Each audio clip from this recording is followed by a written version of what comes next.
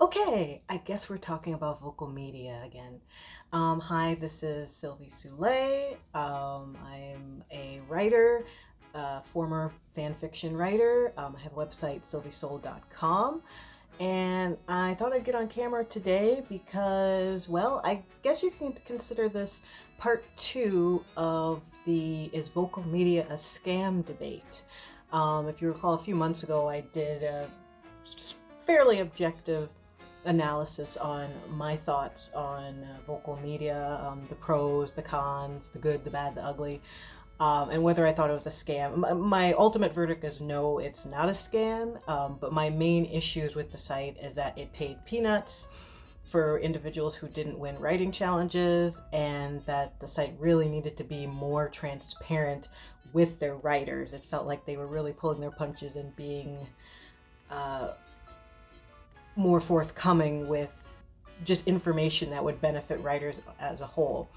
I was tempted to make a video a few weeks ago when Vocal Media announced that they were offering a quick edit feature, one of the features that I had said would be very beneficial to writers on the platform. And so yeah, they went ahead and did that, but the feature is only allowed for Vocal Plus members. So those are the people that pay the $10 a month, which I don't think that's fair. If you write for Medium, even if you don't pay for Medium membership, the right to edit your work an unlimited amount of times is part of being a writer for the platform. So to piecemeal seems such like a fundamental feature out to people who pay for the site, it seems really sleazy. It's like they're nickel and diming the people that use the site. But I don't know.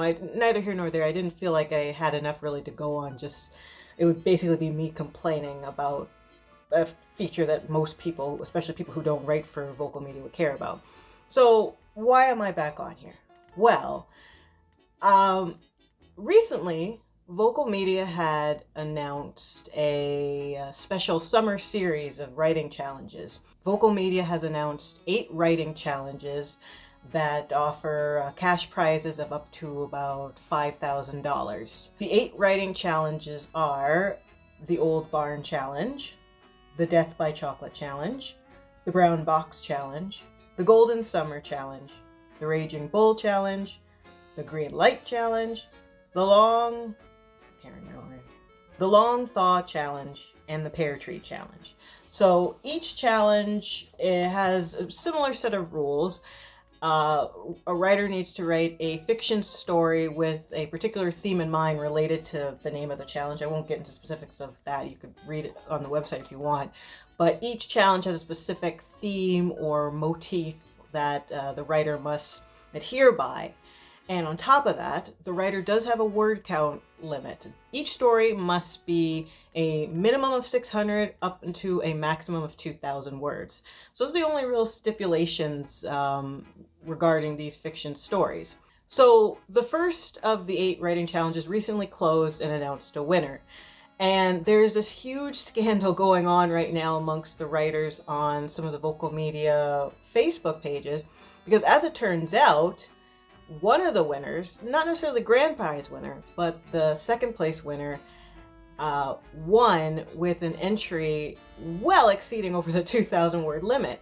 The second place winner's entry is 2,870 words. That's nearly 1,000 words over the limit.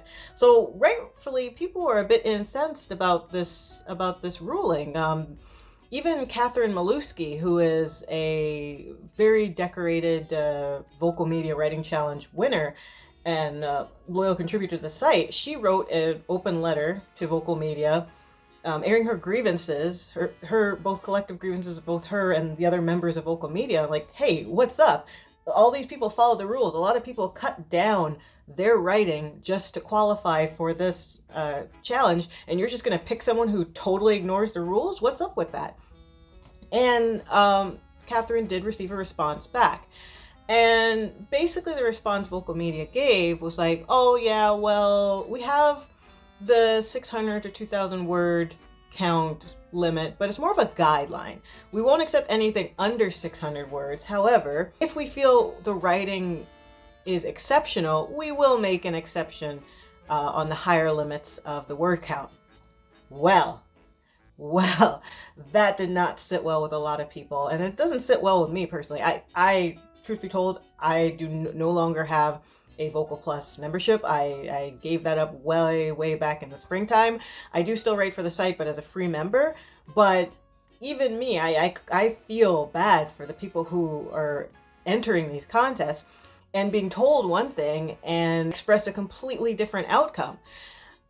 If you wish to play devil's advocate on Vocal Media's part, if you read on the page of each challenge, yes, while the word count is 600 to 2,000 words, if you actually click the respective links for the official rules, the only stipulation that's included is the 600 word minimum. It doesn't explicitly say that the entry has to be under 2,000. So if you get down to the nitty-gritty, Vocal Media wasn't being totally untruthful, but they once again were not being transparent. So people are mad. Word count gate is officially a thing. I've seen it on the website. Vocal Media has recently added a little blurb now explicitly stating that word counts are simply guideposts but not mandatory into being eligible for contests.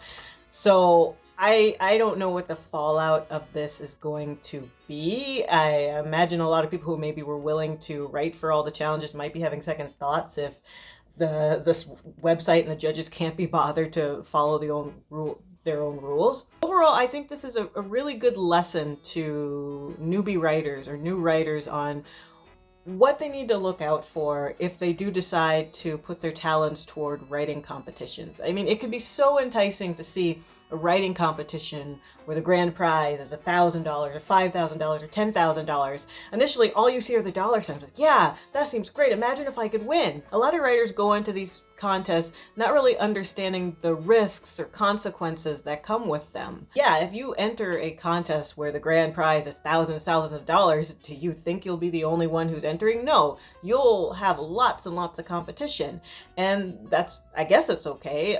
There's nothing saying you still can't win, but the more entrants there are in a competition, the lower your chances tend to be, and the larger the pool, the less likely that your story will get the love and attention it needs to be properly judged. That's one thing to look out for. Another thing to take into account is it really worth it? Is it worth it to enter a writing competition? In the case of the summer series by Vocal Media, one of the incentives to get writers to write for as many of the challenges as possible is they're offering bonuses to people who write for multiple challenges. So there's a monetary value offered for any writers who participate in more than 2 challenges. Up to all 8 challenges, said user would get a bonus of $30. And yeah, I guess that sounds good when you think about it. Like, on paper it sounds good, but then if you actually crunch the numbers, however, you realize that's not a sweet deal, not at all. So take into consideration that the very minimum word count for each challenge or any entry on Vocal Media is 600 words. Most posts will not be accepted unless they're at least 600 words. So let's assume you want to do the very bare minimum and you just want that guaranteed $30 pot. So you are writing 8 challenges at 600 words, 4,800 words, nearly 5,000 words. That's a lot. And take into consideration, you have to plan and brainstorm and think up ideas for 8 different challenges. That's a lot. That's a lot of work. That's a lot of effort for money that ultimately, and here's the kicker, ultimately you're spending that money on the Vocal membership. I may have forgot to mention that the Vocal challenges as of right now are only available to people who pay the $10 Vocal Plus membership. Here's another thing I realized. So there's 8 writing challenges, right? The earliest writing challenge, the Old Barn Challenge, the one that this scandal has all come about with, the Old Barn Challenge started on July 7th and closed July 13th. The winner was announced July 27th, 2021. Okay.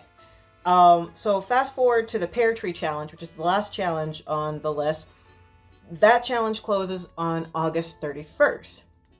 And the winner is announced September 14th. So let's think about this for a minute. Let's assume that you enter on the very last day of the Old Barn Challenge, July 13th. Well, if you wanted to enter and be judged on all 8 challenges, you'd have to stay on from July 13th until September 14th. And oh wait, conveniently, that's 3 months. So that's your membership. You're basically paying to enter a challenge. If you enter all the challenges, your reward is basically your membership back. Like you get no gain from it. It's ridiculous. It really is. Vocal Media is you crazy, Vocal Media. You crazy. Anyway, so I'm just trying to bring this all together as a learning experience for new and inexperienced writers. Do your research, do your homework, and for God's sake, read the rules when it comes to entering writing competitions. Because a lot of times, these contests and competitions, they don't benefit you. They're only there, strictly there to make companies money. And that's what it's really looking like with Vocal Media more and more every day. And this doesn't even have to do strictly with Vocal Media. I'm just talking about sketchy writing competitions in general. You are devoting your soul, your time, your energy, your creative energy into these competitions, and you may get nothing in return. If anything, they may take stuff from it. They may take your money. They may take your time. They may also take your writing. Yes, if you don't read the rule on some of these contests, not Vocal Media, at least not yet. They haven't changed anything as far as I see on the website. But if you don't read the rules on some of these writing competitions, you will lose the rights to your work. Or even worse, you might enter a competition with the hopes of placing first, second, or third to get a monetary prize. But let's say you place 7th, and guess what? You've won the grand prize of being published in a book that no one will ever read, but now you can't sell your writing because someone else has taken it and published it for their own. So be careful. This is a message for new writers, for the writers on Vocal Media who are doing this for the love of writing.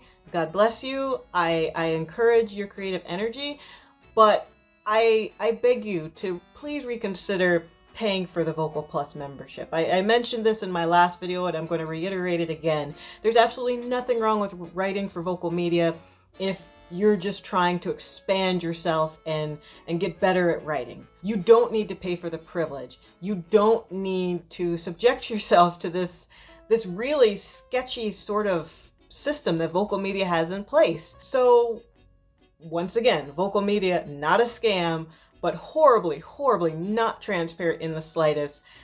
Buyer beware, anyone who writes for the site.